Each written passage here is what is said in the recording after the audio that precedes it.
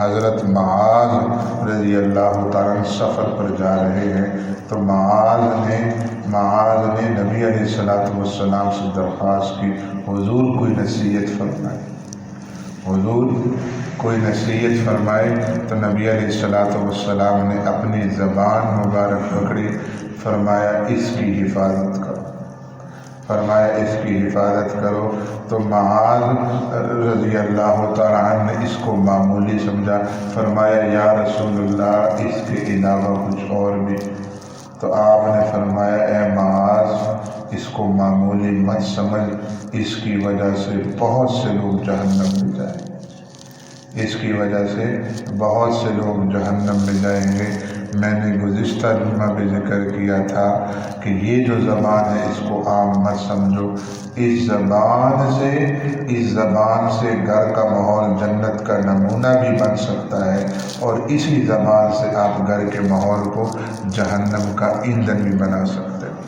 ترمذی شریف کی روایت ہے، جناب رسول اللہ صلی اللہ تعالی علیہ وسلم فرماتے ہیں کہ جسم کے تمام اعضاء زبان کے سامنے ہاتھ جوڑ کر سامنے عاجزی کے ساتھ پیش ہوتے ہیں، اے زبان تو ٹھیک رہی تو ہم بھی ٹھیک ہوں گے، اگر تو پھسل گئی تو ہم بھی پھسل جائیں گے۔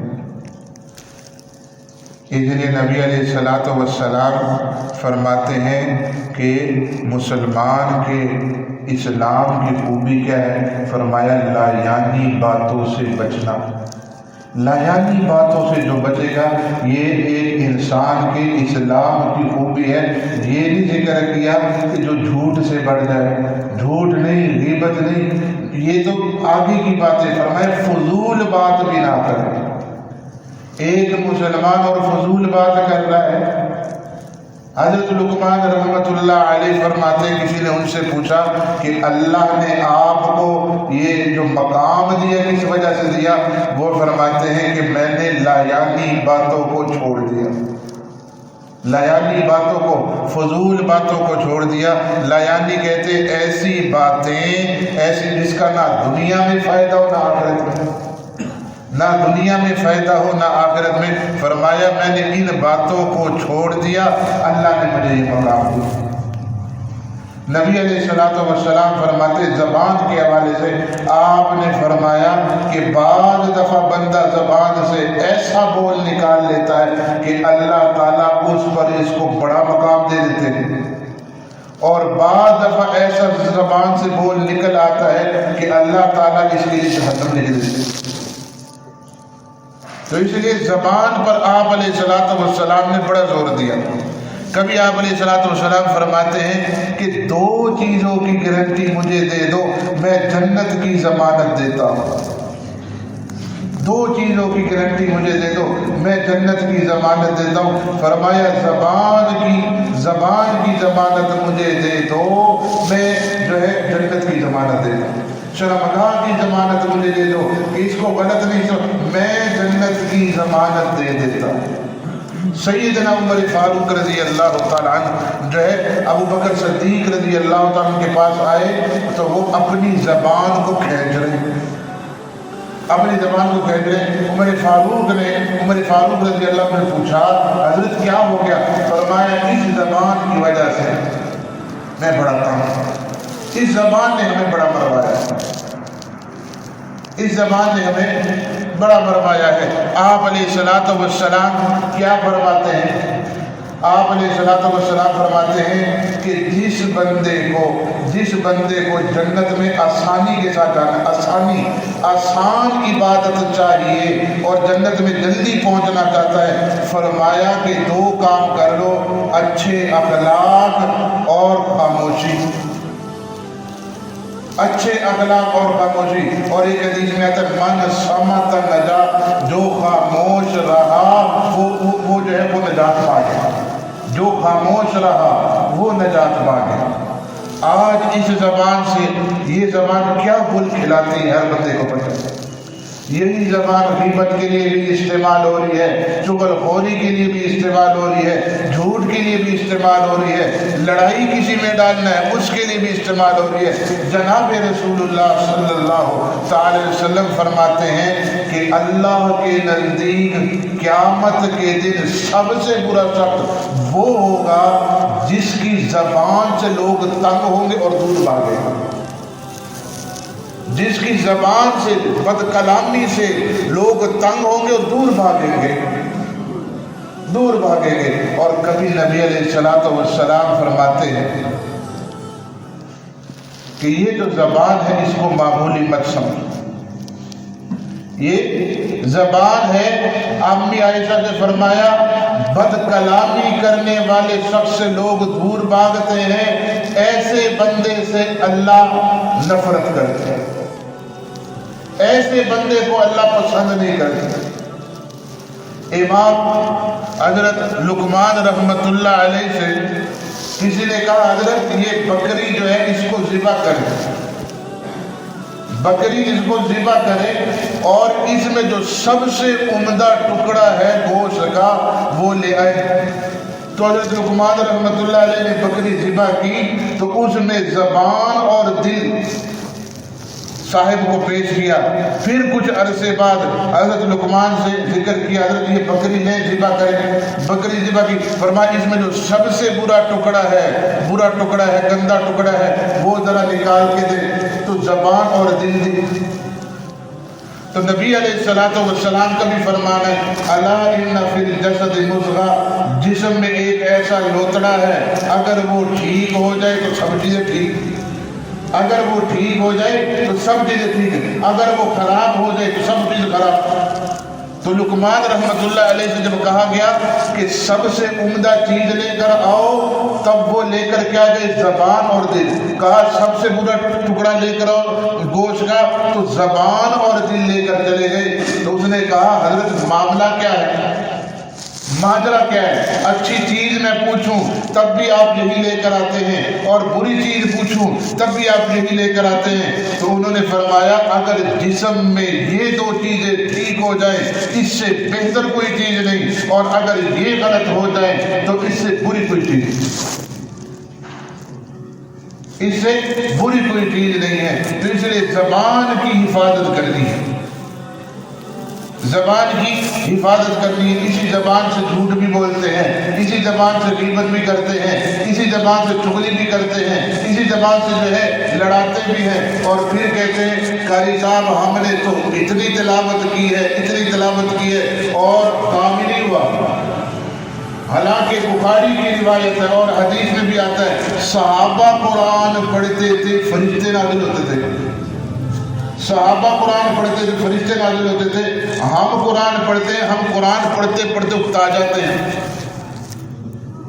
ہم قرآن پڑھتے پڑھتے اکتا جاتے ہیں۔ ایک جو ہے واقعہ ہے بزرگوں کا، ایک واقعہ بزرگوں کا واقعہ کتابوں میں حقیقت کیا ہے لیکن لکھا ہوا کتابوں میں، کہتے ہیں کہ طلباء کے پاس سالن ختم ہو گیا، طلباء کے پاس سالن ختم ہو گیا تو سالن کے لیے پریشان تھے۔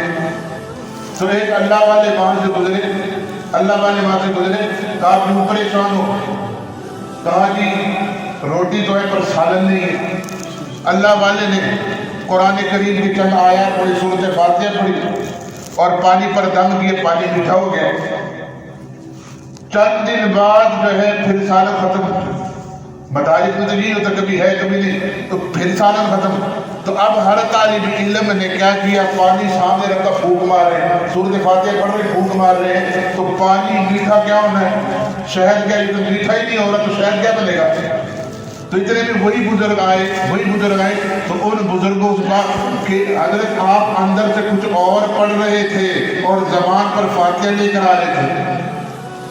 تو بزرگوں نے فرمایا کہ اس کے لیے زبان بھی ایسی ہونی چاہیے۔ ہماری زبان گناہوں میں لت پت ہے اور ہم چاہتے ہیں کہ تاثیر وہ ہو جو صحابہ کرام کے زمانے کی ہو، تاثیر ہم صحابہ والی چاہتے ہیں لیکن اعمال ہمارے صحابہ جیسے نہیں ہے، آپ علیہ السلام کے زمانے میں صحابہ کرام ایک جگہ پر گزر ہوا تو لوگوں سے کہا ہماری تھوڑی سی نصرت کرو. انہوں نے کہا ہم نے نصرت نہیں کرنی. غیر مسلم تھے, نصرت نہیں کی. اللہ کی شان اس علاقے کے سردار کو سامنے, ایک روایت میں ہے سامنے رکھ دیا. تو صحابہ کرام کا ایک جگہ پڑپڑاؤ ڈلا ہوا تھا. ترمذی کی روایت ہے, ان کے بندے آئے, آپ میں کوئی جو ہے جھاڑ پھونک والا ہے. تو ایک صحابی کہتے ہیں کہ میں اس کے لیے تیار ہوں, لیکن میں نے فری وہ نہیں کرنا. ایک تو ہمارے ہاں جو پڑھا جاتا ہے پتہ ہی نہیں ہوتا, ایسے الفاظ پڑھتے ہیں اور ایسی گنتی لکھتے ہیں. الامان والحفیظ, قرآن کریم کے بارے میں حدیث میں آتا ہے من لم یستشفی بالقرآن فلا شفاء اللہ, جو قرآن سے شفا طلب نہ کرے اللہ بھی اسے شفا نہیں دیتا. اللہ نے اسے شفا نہیں. اس لیے حضور فرماتے جس گھر میں سورۃ بقرہ پڑھی جائے تو کیا ہے, اس گھر میں شیطان نہیں رہ سکتے, اس گھر میں جادو شیطان وغیرہ نہیں ہو سکتے. اب لوگ ہمیں کہتے ہیں کہ ہم نے تو بڑی سورۃ فاتحہ پڑھی ہے, سورۃ فاتحہ بھی پڑھی ہے, بقرہ بھی پڑھی ہے, لیکن پھر بھی پریشانی ہوتی ہیں. ایک وجہ تو یہ ہے کہ وہ زبان ہماری ٹھیک نہیں, زبان ہماری. دوسری وجہ کیا ہے, صحیح طرح تلفظ کے ساتھ پڑھتے نہیں ہیں, الحمدللہ رب العالمین, تمام تعریف مولا تیرے لیے. اور اسی کو جس طرح ہمارے دیہات میں پڑھتے ہیں الحمدللہ رب العالمین, تو معنی ہی بدل جاتا ہے. ذال کے ساتھ پڑھے ذلہ کا معنی کیا ہے, ذلیل ہونا, اور غا کے ساتھ پڑھے ذلہ, اس کا معنی کیا ہے, سایہ. معنی ہی تبدیل ہو جاتا ہے معنی. اور اسی لیے ہمیں جو ہے قرآن ہم پڑھتے ہیں وہ انوارات نہیں ملتے, کیونکہ ہم تجوید کے ساتھ نہیں پڑھتے. تجوید کے ساتھ جس طرح قرآن اترا ہے اسی طرح ہمیں پڑھنا چاہیے. تو بات چل رہی تھی صحابہ کے پاس ہے کوئی ہے ایسا, تو ہر وہ جو ہے اگر کوئی دم کے لیے تو سورۃ فاتحہ پڑھ لو. حضور فرماتے سورۃ فاتحہ اس کا نام ایک شفا بھی ہے, اس کا نام ایک کیا ہے, شفا بھی ہے. سورۃ فاتحہ پڑھو, پھونک مار دو, کیونکہ کرنے والی ذات کون ہے, اللہ. رکھنے والی اس کے اندر شفا کون ہے, اللہ. ہمارا ایمان ہے کہ قرآن کریم جب حضور نے اس کا نام بتا دیا شفا تو اس میں ضرور شفا ہے. یقین کے ساتھ پڑھیں تو, یقین کے ساتھ. جب آپ کو اتنا یقین ہے ان بابوں پر جو گنتی لکھیں گے تو تمہارا کام ہو جائے گا, تو اس قرآن پر کیوں نہیں یقین کرتے, جس کے بارے میں حضور نے فرمایا کہ یہ شفا ہے, یہ کیا ہے, یہ شفا ہے. تو صحابہ کرام میں سے ایک اٹھا, ترمذی کی روایت ہے, فرمایا کہ میں تو دم کروں گا پر فری نہیں کروں گا. ترمذی کی میں روایت پر, میں فری نہیں کروں گا, مجھے اتنی بکریاں دو گے. ترمذی کی روایت ہے, انہوں نے دم کیا, پڑھا کے سورۃ فاتحہ ہوئی, دم کیا, وہ بندہ ٹھیک ہوا اور کافی بکریاں ملی. لیکن اب آگے بات کیا ہے, صحابہ نے ان بکریوں کو استعمال نہیں کیا. ہمارے ہاں کام کر لیتے ہیں, بعد میں مفتی صاحب مولوی صاحب سے پوچھتے, مولوی صاحب یہ مسئلہ پیش آ گیا, ہم نے کر لیا, یہ جائز تھا کہ ناجائز تھا, تو صحابہ کرام رضوان اللہ اجمعین قربان جاؤں ایسی ہستی پر. تربیت کرنے والے کون, حضور تربیت کرنے والے, اور حضور کے نام پر ایسے بننے والے کہ حضور صلی اللہ علیہ وسلم کو بھی ان پر بڑا اعتماد تھا. اتنا اعتماد کہ سیدنا عثمان غنی رضی اللہ تعالیٰ عنہ جب عمرے پر چلے, جب آپ جو ہے اس کے لیے گئے تھے معاملہ طے کرنے کے لیے, صلح حدیبیہ سے پہلے معاملہ طے کرنے کے لیے گئے, تو لوگوں میں مشہور ہو گیا کہ عثمان عمرہ کر لے گا. عثمان کیا کر لے گا, عمرہ کر لے گا. حضور سے کسی نے فرمایا, آپ نے عثمان کو بھیجا ہے, وہ آپ کے بغیر عمرہ کر لے گا. حضور صلی اللہ علیہ وسلم نے بڑی پیاری بات فرمائی, سونے سے کے پانی سے لکھنے والی, فرمایا عثمان 10 سال وہاں رہے, مجھے اتنا پتا ہے, اتنا میرا جان نثار وفادار ہے, میرے بغیر عمرہ کر ہی نہیں سکتا. میرے بغیر عمرہ کر ہی نہیں سکتا۔ وہاں عثمان سے کہا کافروں نے آپ کو اجازت ہے آپ طواف کر لیں، ابو عثمان کی آپ کو اجازت ہے آپ طواف کر لیں، تو عثمان رضی اللہ تعالی نے فرمایا کہ میں حضور کے بغیر ایک قدم بھی نہیں اٹھاؤں گا۔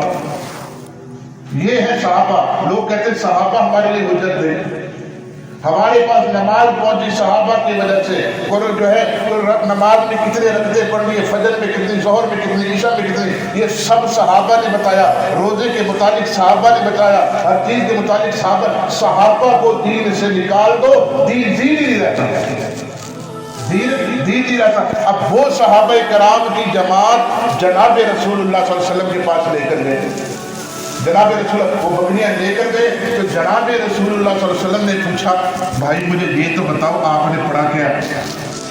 آپ نے پڑھا کیا تاکہ پتہ تو چلے نا، کوئی اتر منتر شنتر پڑھا ہے، قرآن پڑھا ہے؟ تو اس نے کہا، صحابی نے ذکر کیا یا رسول اللہ میں نے سورۃ فاتحہ پڑھی۔ حضور صلی اللہ علیہ وسلم نے فرمایا یہ سورۃ شفا ہے، جاؤ جو تم لے کر آئے ہو تم بھی کھاؤ، میرا حصہ بھی رکھنا۔ تو قرآن کوئی مسئلہ آ جائے، کوئی پریشانی آ جائے، 2 رکعت نفل پڑھیں، قرآن کریم پڑھیں، اور قرآن کریم تجوید کے ساتھ پڑھیں گے، جس طرح حضور کے زمانے میں فرشتے اترتے تھے آپ کے لیے اتریں گے یقین کے ساتھ۔ اور اس زبان کا خیال رکھنا ہے، غلط جو ہے استعمال نہیں کرنی۔ اسی کی وجہ سے یہ جو پریشانیاں مصیبتیں آتی ہیں اسی کی وجہ سے آتی ہیں، ہماری دعائیں قبول نہیں ہوتی وہ اسی وجہ سے۔ اللہ تبارک و تعالیٰ مجھے آپ سب کو اس پر عمل کرنے کی توفیق عطا فرمائے۔ اللہ تعالیٰ ہر قسم کے شرک اور بدعت کے کاموں سے بھی اللہ ہماری حفاظت فرمائے، اور صحیح طرح توحیدی ہمیں بنائے۔ وآخر الدعوان